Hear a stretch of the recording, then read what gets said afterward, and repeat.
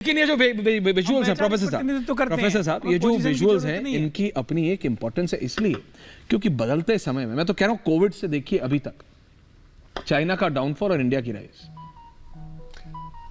देखिए ऐश्वर्या जी, ऐसा है कि अगर अमेरिका का आर्थिक साम्राज्यवाद रोकना है, जो आज हमें यूक्रेन में भी सामने दिखाई दे रहा है और ओवरऑल दिखाई दे रहा है कि कैसे वो चाहता है कि यूरोपियन इकोनॉमी भी डाउन जाए, वो डोमिनेट करे, उसके लिए जो नए वर्ल्ड ऑर्डर की बात होती थी उसमें चीन और इंडिया अगर मिलकर साथ चलते तो बहुत बड़ी बात हो सकती थी जी। लेकिन प्रॉब्लम ये हो गई कि चीन अपने को कहता तो मार्क्सवादी है, लेकिन चीन खुद एक जो है वो बनने लगा आर्थिक साम्राज्यवाद बनाने वाला देश, कि देशों को लोन दो, उनको ब्लैकमेल करो, उसके बाद उनको डोमिनेट करो पूरा लेकर के। तो इसलिए चीन के ऊपर से जो विश्वास है वो लगातार सबका हटता चला जा रहा है।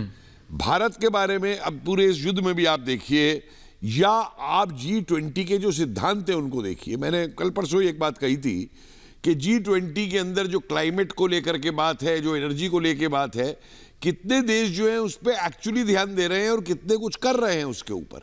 आज आप देखिए ना, क्लाइमेट चेंज और उसकी बात हो रही है। मैं अब ये मोदी की लीडरशिप में एक्सपेक्ट करता हूं कि अगर G20 क्लाइमेटिक चेंज को रोकना चाहता है, वार्मिंग को रोकना चाहता है, तो पहली कॉल G20 ये दे कि ये दुनिया भर में ये जो लड़ाई की एक्सरसाइजेस चल के एनवायरनमेंट को मार रही है देश के, उसको G20 रोके। यूएन तो फेल हो गया है, लेकिन G20 अगर इसमें लीड ले, क्योंकि इसमें सारी पावर्स मौजूद है कि ये एक्साइज रोकनी चाहिए। वो कहां चले गए? वो क्या थी, वो ग्रेटा श्रेटा, वो जितने एनवायरमेंटलिस्ट दुनिया भर में खड़े हो जाते थे। तो अब ये साबित हो जाता है कि भाई अमेरिका वगैरह अपने इंटरेस्ट को देखने के लिए इन एनवायरमेंटलिस्ट को थर्ड वर्ल्ड कंट्रीज के अगेंस्ट खड़ा कर देते थे।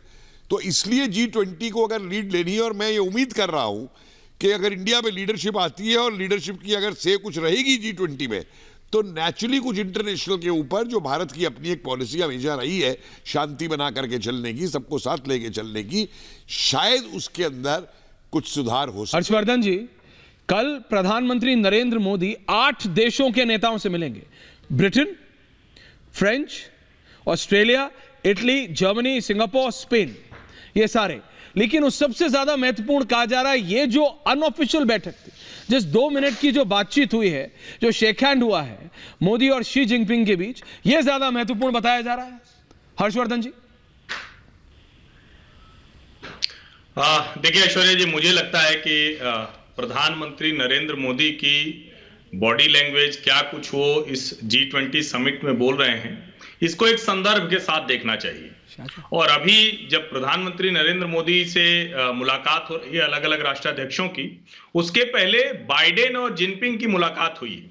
मुझे लगता है कि वो जो स्टेटमेंट था उसको अगर हम ध्यान से पढ़ेंगे तो एक बात तो बहुत स्पष्ट है कि दुनिया में जो वर्ल्ड ऑर्डर है वो बदल रहा है, जियोपॉलिटिकल सिनेरियो बदल रहा है, लीडरशिप पूरी तरह से चेंज हो रही है। और शायद यही वजह है कि दुनिया के 2 सबसे बड़े देश जो ताकत के लिहाज से, इकोनॉमी के लिहाज से, यानी डिफेंस और इकोनॉमी दोनों लिहाज से, अमेरिका और चाइना, जो लंबे समय से लड़ रहे थे, वो अब इस बात पर आकर तैयार हुए कि ठीक है, हम एक दूसरे को थ्रेट नहीं करेंगे। इसका मतलब हमें समझना चाहिए, दरअसल दुनिया की जितनी बड़ी मुश्किलें हैं वो इन दोनों देशों की देन है। और इसीलिए जब चाइना की तरफ से स्टेटमेंट आता है कि हमारी चाइनीज स्टाइल ऑफ डेमोक्रेसी है, वो कहते हैं हमारी यूएस स्टाइल ऑफ डेमोक्रेसी है। दरअसल ये दोनों जो डेमोक्रेटिक सेटअप है वर्ल्ड ऑर्डर का, उसको बदलने नहीं देना चाहते, जो भारत की तरफ अपा रहा है। और इसीलिए प्रधानमंत्री नरेंद्र मोदी की 2 बातें बड़ी महत्वपूर्ण है। वो कहते हैं कि हम दुनिया में जो वैश्विक व्यवस्था है उसमें जो लोकतांत्रिकरण है वो करेंगे।